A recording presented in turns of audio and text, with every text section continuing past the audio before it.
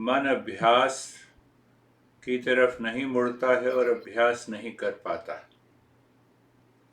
हाँ। पर बुद्धि कहती है कि ज्ञान तो है, अभ्यास तो करना है। ठीक कह रहे हैं। मन कहता है कि नहीं कर पा रहा हूं, नहीं करता हूं। दो बातें, बुद्धि के पास ज्ञान भी है, समझ भी है, और उसको समझ में भी आता है कि निरंतर अभ्यास करने से जीवन में परिवर्तन आ सकता है, पर मन नहीं मानता। ठीक कह रहे हैं। तो जितनी भी साधनाएं हैं वो मन के ऊपर की जाती हैं। जितनी भी साधनाएं हैं वो मन को दिशा देने के लिए की जाती हैं।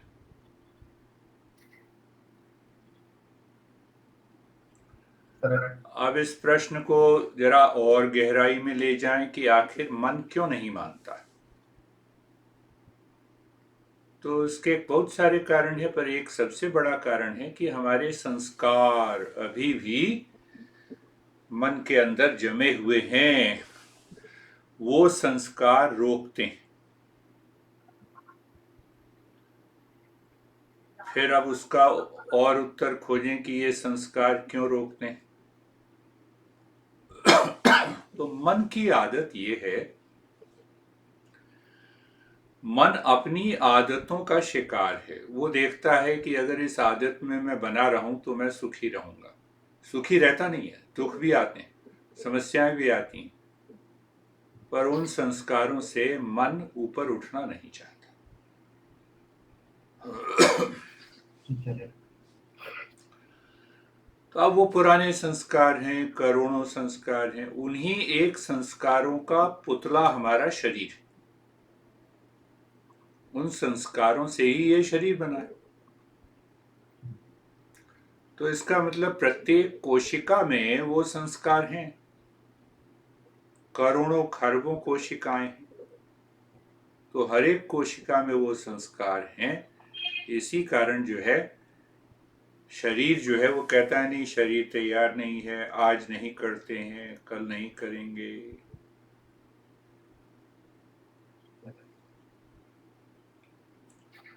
तो दो बातें हुई कि बुद्धि की समझ में है, पर उसके बाद भी वो समझ, जब तक हम अभ्यास नहीं करेंगे रेगुलरली, तब तक जीवन में परिवर्तन नहीं आएगा। और अभ्यास होगा मन के द्वारा।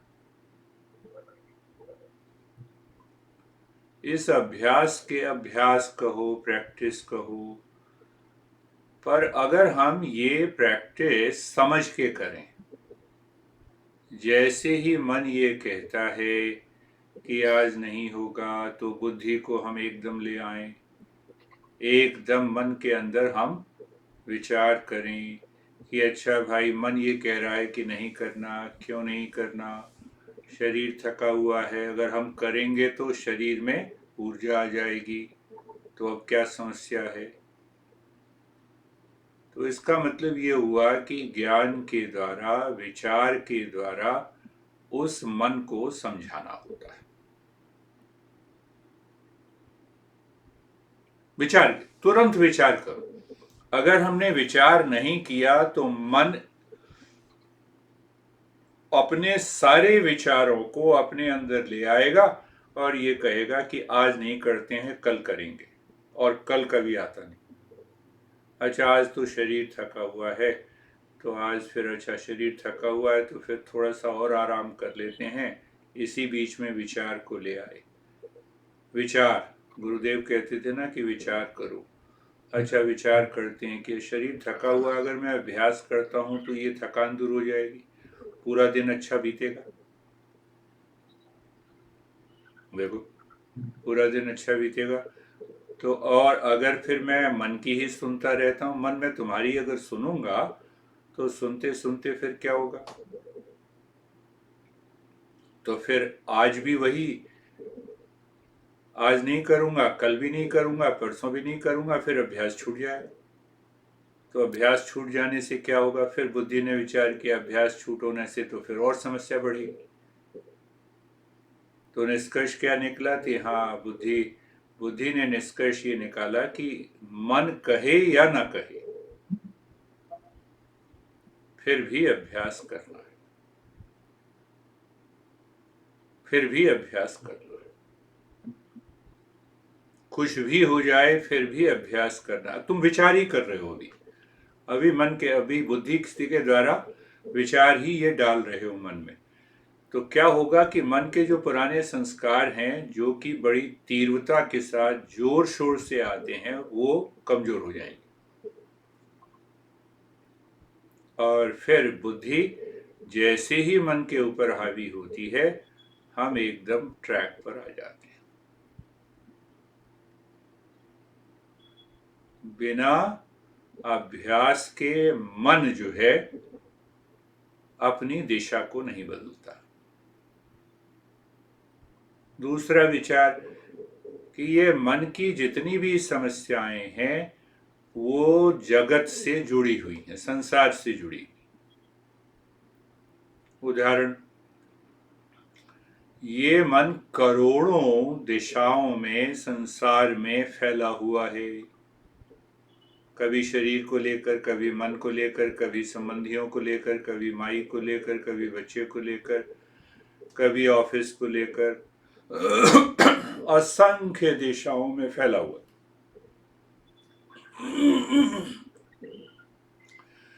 ये दूसरा कारण है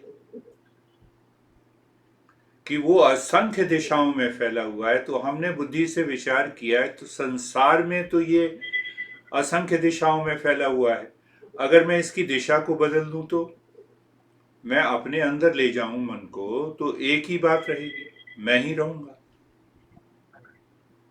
तो जब मैं ही रहूंगा तो समस्या का समाधान हो गया। तो मन में आलस्य का आने का दूसरा कारण ये भी है कि मन संसार में भटककर वहां पर समस्या का समाधान करना चाहता, वो है ही नहीं। संसार में तो किसी भी समस्या का समाधान नहीं। अब ये विचार किया, तो बुद्धि से जब हमने विचार किया कि किसी भी समस्या कौन सी? शांति का समाधान नहीं है, प्रेम नहीं है, सुख नहीं है, रिलैक्सेशन नहीं है, काम नहीं, किसी वस्तु व्यक्ति स्थान में है ही नहीं। वो तो मेरे अंदर है और मन मुझे भटका रहा है। पहले वो ये कहता आज नहीं करूंगा क्योंकि संसार ने मुझे ये समस्या दी, क्यों, और पर मैं शांति चाहता हूं। पर शांति तो संसार में है ही नहीं, शांति तो अंदर है, मेरे अंदर है, प्रेम तो मेरे अंदर है, ज्ञान मेरे अंदर है। तो भाई तुम बुद्धि ने ये कहा, विचार किया मन की, मुझे क्यों भटका रहे? मन जानत सब बात, जानत ही अवगुण करे, काहे की कुशलात, कर दिया कुंभई पड़े। तो अब विचार हम ये कर रहे हैं, कबीरदास का है, मन जानत सब बात। मन सभी बात जानता है। मन जानता है कि शांति मेरे अंदर है, फिर भी उसने अपने संस्कारों के द्वारा बाहर भटकना शुरू कर दिया है। मन जानत सब बात, जानत ही अवगुण करे, और जान कर भी वो अवगुण करता है, गलत दिशा में जा रहा है। तो जब तक मैं ये विचार नहीं करूंगा तब तक मन कहेगा देखो आज आज ऑफिस वालों ने परेशान कर दिया, आज माई ने परेशान कर दिया, आज बच्चे ने परेशान कर दिया, आज बीमारी ने परेशान कर दिया। मन जानत सब बात, जानत ही अवगुण करे, जानते हुए भी ना समझी करता है। तो कबीरदास जी बहुत बढ़िया उदाहरण देते हैं कि काहे की कुशलात, कि भाई अपने मन को कहो कि ये कुशलता कैसी है तुम्हारी, कि हाथ में तो दिया है, यानी हाथ में तो ज्ञान है, समझ है, हाथ में दिया है और कुएं में जा गिरे। भाई हाथ में दिया रखते हुए कुएं में तो मत गिरो। हाथ में दिए का मतलब कि समझ है, ज्ञान है, तो उस पर विचार करना है, ज्ञान पर विचार, समझ के साथ उस विचार को लाना है। अब एक प्रश्न और उठता है कि विचार हम जो करते हैं क्यों करते हैं? विचार में ही ज्ञान छिपा हुआ है, इसीलिए विचार करते हैं। विचार नहीं करेंगे, मनन नहीं करेंगे तो ज्ञान प्रकट नहीं होगा। तो फिर मन जो कह रहा है वही होगा। मन ने कहा मैं थका हुआ हूं तो थका हुआ हूं, मन कहेगा मैं दुखी हूं तो दुखी हूं, मन कहेगा कि ऑफिस ने परेशान, ऑफिस भाग के तुम्हारे सिर में आया परेशान करने। ऑफिस का अपना काम है, उनको करना है, टारगेट उनको पूरा करना। कोई भी व्यक्ति, वस्तु, परिस्थिति हमें परेशान करने को नहीं आती है। कोई नहीं परेशान करने को आती। जो खाना तुम नहीं खाना चाहते वो खाना ये थोड़ा कहता है मुझे खाओ। कोई परिस्थिति, व्यक्ति, वस्तु कोई कभी भी परेशान करने को नहीं आती है। तो फिर मैं उस परिस्थिति से क्यों घबराता हूं? ये भी समझने की बात है। तो हमारे शास्त्रों में इतना गहन समझ दी हुई है, तो ये क्यों आती है भाई? क्यों आती है? मेरे मन के अंदर समझ खत्म हो जाती है, तब मैं ये समझता हूं, तब मुझे अनुभव होता है कि बाहर की परिस्थिति, व्यक्ति, वस्तु, स्थान मुझे परेशान कर रही है। क्यों परेशान कर रही हूं? क्योंकि मन के अंदर ना समझी। दोबारा कह रहा हूं, मन के अंदर ना समझी है, इसीलिए मैं बाहर संसार को अपने फ्रस्ट्रेशन, अपनी एंजाइटी, अपनी समस्या का कारण समझता हूं। बार बार ये, पहले तो ये कहना है अपने मन में, उसके बाद खोजना है। मैथमेटिक्स की ये प्रॉब्लम जो है बहुत मुश्किल है, इसका उत्तर कैसे खोजें? तो भाई वो प्रॉब्लम तुम्हें थोड़ा कह रही है कि मैं बड़ी डिफिकल्ट प्रॉब्लम, मेरा मन कह रहा है ना। तो मेरे मन के अंदर 2+2 जोड़ने की ताकत नहीं है ना, इसीलिए वो कह रहा है। अच्छा, तो बुद्धि से हमने मनन किया कि अच्छा ये समस्या बहुत बड़ी है, इसको सरल कैसे बनाया जाए, समझ के बनाया जाए। जैसे जैसे हम समझेंगे वैसे वैसे समस्या, बाहर की समस्या हमें मुश्किल नहीं लगेगी। कोई भी समस्या, जीवन में संबंधों की समस्या हो, पैसे की समस्या हो, दुख की समस्या, कोई भी समस्या हो। एक बात यहां पर छोड़ दी, विचार। तो दो तरह के विचार होते हैं। एक तो विचार आते हैं, तुमने उसको समझा, एक्शन में बदल दिया, अभ्यास में बदल दिया, और वो विचार वहीं पे खत्म हो गए। भूख लगी है, खाना लगाओ जी, खाना खाया, वो विचार खत्म हो गया। खाना खाने के बाद मन ये नहीं कहता कि मन ये नहीं कहता भूख लगी है, भूख लगी है, भूख लगी। अरे एक बार खा लिया हमने, खत्म हो गई। प्यास लगी है, पानी पी लिया। तो अब इसको, विचार को समझने की प्रक्रिया क्या है? कि पहले विचार में ज्ञान था। क्या ज्ञान था? कि मुझे भूख लगी है। तो उस भूख को दूर करने की इच्छा क्या है? खाना खाना है।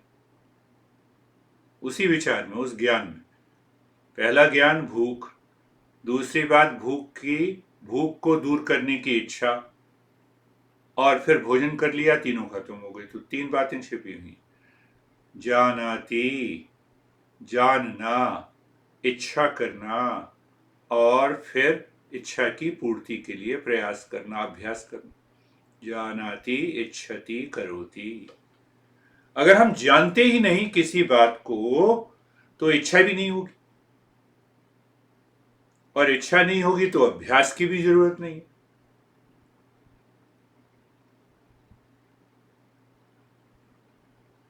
तो हमें भूख लगी, हमने खाना खा लिया, हमें प्यास लगी, हमने पानी पी लिया, हाँ, हमें बाहर से कोई सामान लाना है, फिर हमने अपना ड्राइव किया और वापस सामान ले लिया।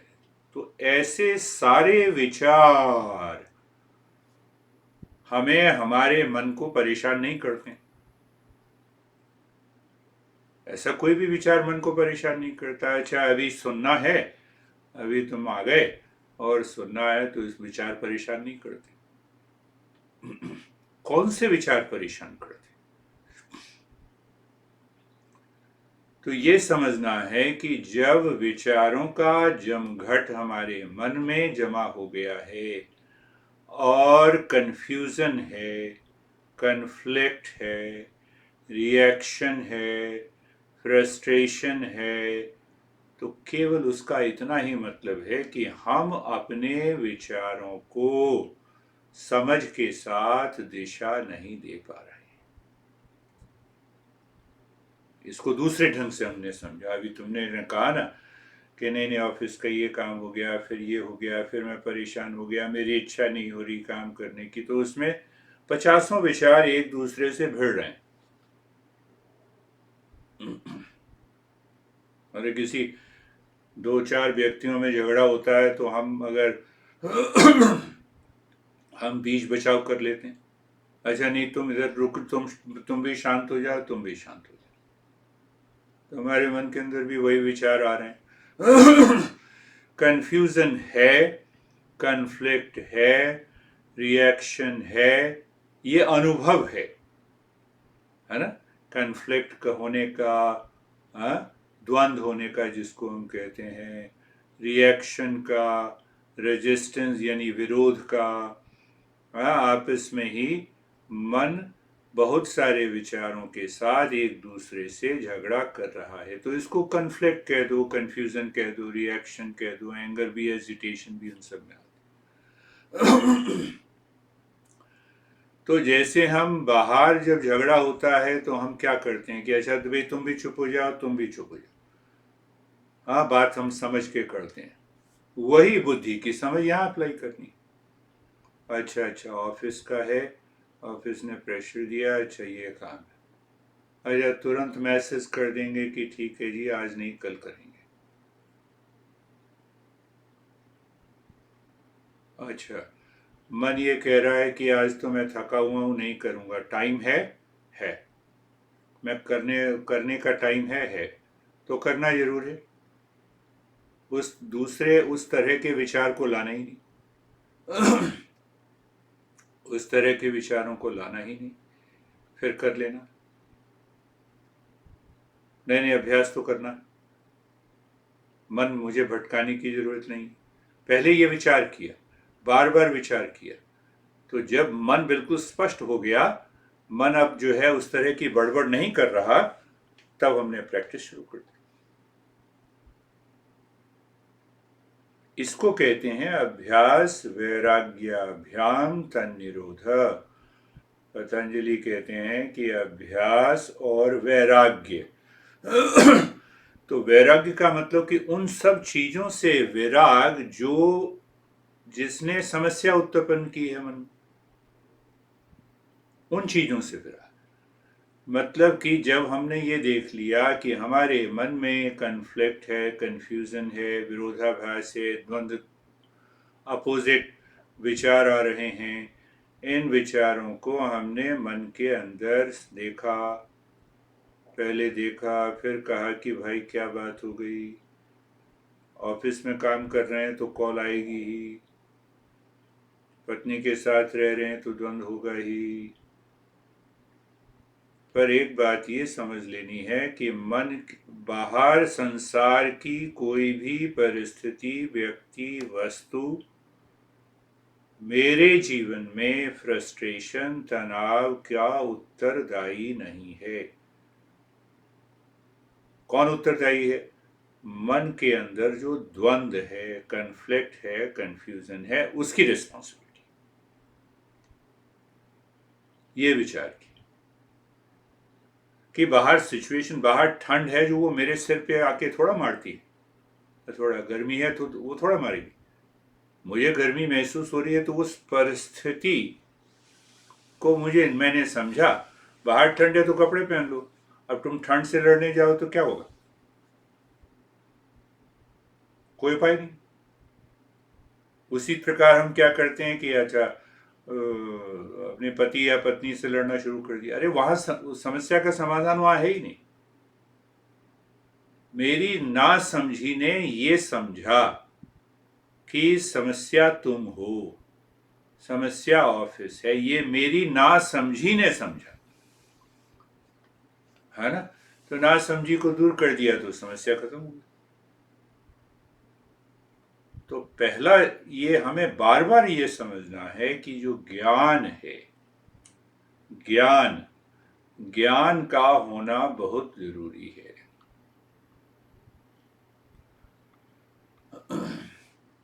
अब ज्ञान के दो स्तर हैं, दो लेवल कहो। वो ज्ञान जीवन में अनुभव बन के तभी आएगा जबकि मन अभ्यास करे। अभ्यास की बड़ी भूमिका है। अभ्यास अभ्यास अभ्यास, ये कबीर का दोहा है क्या? जड़मति होत सुजान, क्या है वो?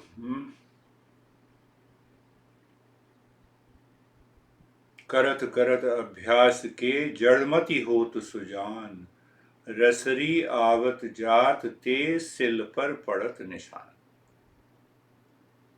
वो तो हम सब ने पढ़ा है। रसरी आवत जात ते सिल पर पड़त निशान, करत करत अभ्यास ते जड़मति होत। जड़मति मतलब मंद बुद्धि। तो बुद्धि मंद कैसे हो जाती है? मन उसके ऊपर हावी हो गया। अच्छा नहीं, आज तो मेरा मन नहीं कर रहा, नहीं करना है, तो ये मन का बुद्धि पर हावी होना है, क्योंकि विचार नहीं किया हमने। आज भी वही हुआ, कल भी वही हुआ, परसों भी हुआ, फिर भूल गए।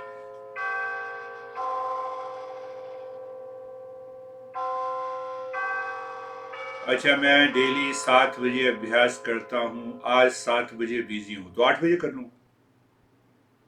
अच्छा मुझे ये पता है कि मैं 7 बजे बिजी हो जाऊंगा, तो मैं 6 बजे का टाइम है 6 बजे कर ली। ये समझ बुद्धि देगी। तो अगर ये बुद्धि समझ नहीं देती है तो अभ्यास छूट जाएगा, और अभ्यास छूट जाने से फिर हम उसी जगह पहुंच जाएंगे। तुमने 15 दिन अभ्यास किया और 1 दिन छोड़ दिया तो 6 महीने पीछे चले गए।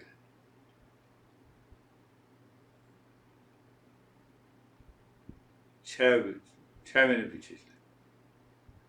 तुमने 3 महीने अभ्यास किया, अब तुम पहुंचने ही वाले हो, 1 दिन छोड़ दिया, फिर 6 महीने पीछे चले। 3 महीने का अभ्यास के संस्कार जमा हैं, पर मन ने सांप सीढ़ी का खेल देखा है।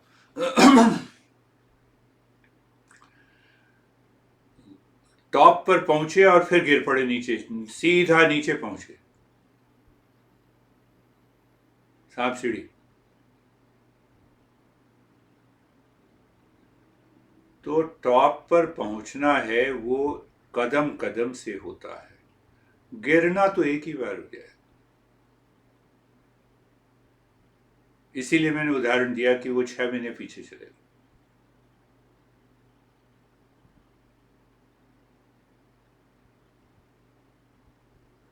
बुद्धि के अंदर हमारी समझ है, आध्यात्मिक जीवन, ध्यानमय जीवन, जीवन में सफलता लाएगा, प्रेम लाएगा, ज्ञान लाएगा और सारी समस्याओं का निवारण करेगा। ये तो बुद्धि की समझ है ना।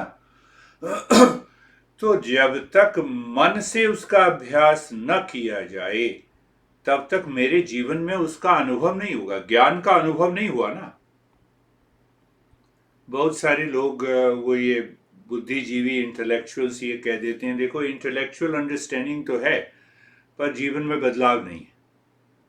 तो दोनों बातें जरूरी है ना, पहले समझ और उसके बाद हमें मन के द्वारा जब हम अभ्यास करते रहते हैं तो ध्यान की गहरी अवस्था में वो ज्ञान मन के अंदर उतर कर आ जाता है। एक दिन जब वो मन के अंदर उतर कर आ जाएगा, फिर मन ये भागेगा नहीं किसी भी चीज, फिर मन परेशान नहीं हो।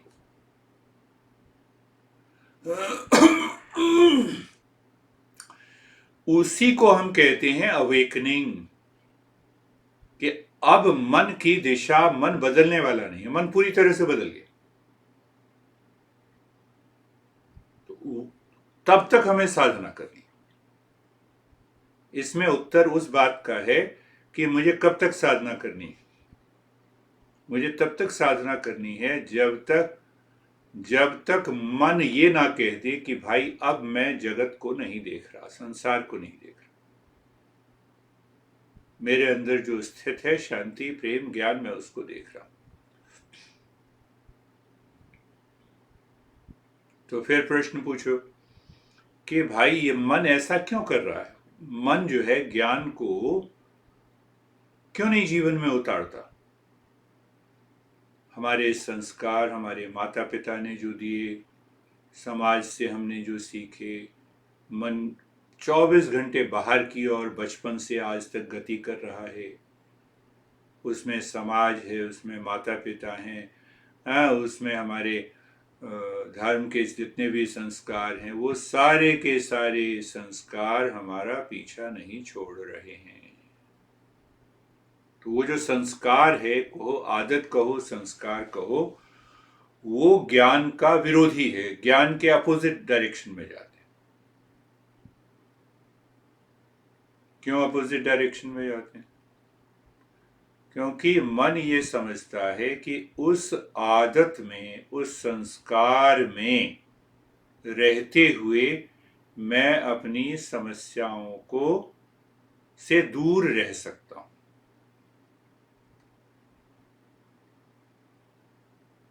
अब ये क्या बात हुई? उन संस्कारों से मैं दूर रह सकता हूं, आ जाओ। अरे वाह वाह वाह वाह वाह वाह, अरे सुंदर है बहुत। नमस्ते।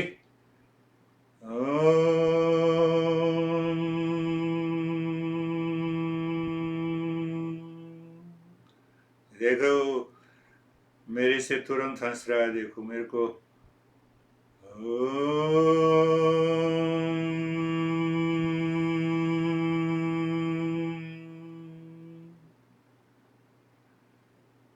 बहुत सुंदर है।